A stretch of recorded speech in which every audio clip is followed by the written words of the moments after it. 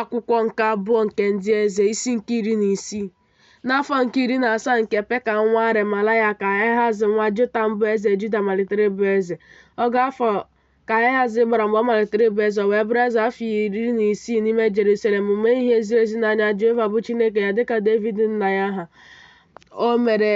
Ma o jere ije n'ụzọ ndị eze Izrel ọzọkwa. O mere ka nwa ya nwoke gabiga n'ime ọkụ, dịka ihe arụ niile nke mba ọzọ si dị, bụ ndị Jehova napụrụ ala ha n'ihu ụmụ Izrel.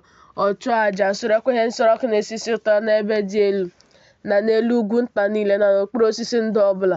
Mgbe ahụ Rezin bụ eze Siria na Peka nwa Remalaya bụ eze Izrel rigoruru Jerusalem ibu agha. Ha wee nọchigide Ahazi n'agha, ma ha apụghị ibu agha. Na mgbe ahụ ka Rezin bụ eze Siria weghachiri Elat nye Siria, chụpụ ndị Juu n'Elot. Ndị Siria wee baa n'Elat biri n'ebe ahụ ruo taa. Ahazi wee zigara Tiglat-Pilesa bụ eze Siria ndị ozi sị, "O gị na nwa gị ka m bụ, rigota zọpụta m n'aka eze Siria na n'aka eze Izrel ndị na-ebili megide m." Ahazi wee chịrị ọlaọcha na ọlaedo a na-achọta n'ụlọ Jehova na n'akụ niile nke ụlọ eze zigara eze Asiria ka ọ bụrụ ihe nri ngọrị. Eze Asiria wee gee ya ntị. Eze Asiria wee rigoro Damaskọs were ya mee ka ndị ya jee biri na Kia. O mekwara ka Rezin nwụọ.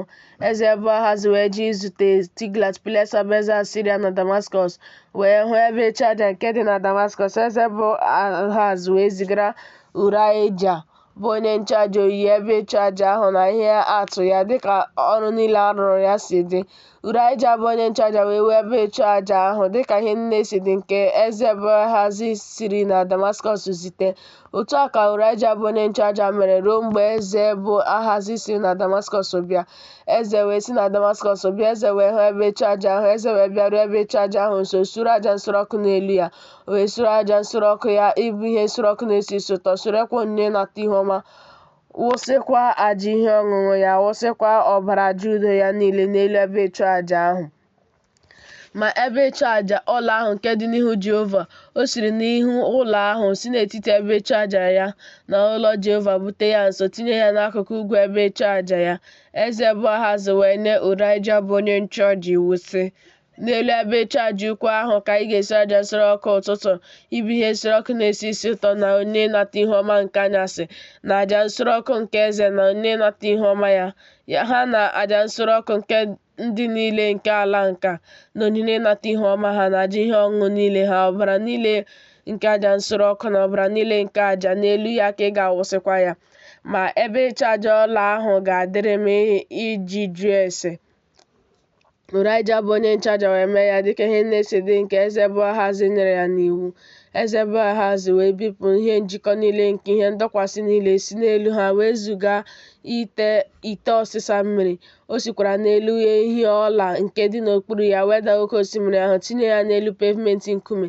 Ma ụzọ ekporekwu nke ụbọchị izu ike nke ha wuru n'ụlọ ahụ na mbata eze nke dị n'ezi, ọ gbanwere ha ruo ụlọ Jehova n'ihi eze Asiria. Ma ihe Ahazi niile nke fọdụrụ nke o mere, edeghị ihe ahụ n'akwụkwọ ihe e mere n'ụbọchị nke ndị eze Juda. Ahazi wee so nna ya ha dina n'ọnwụ, lie ya n'ebe e liri nna ya ha n'obodo Devid. Hezekaya nwa ya wee bụrụ eze n'ọnọdụ ya.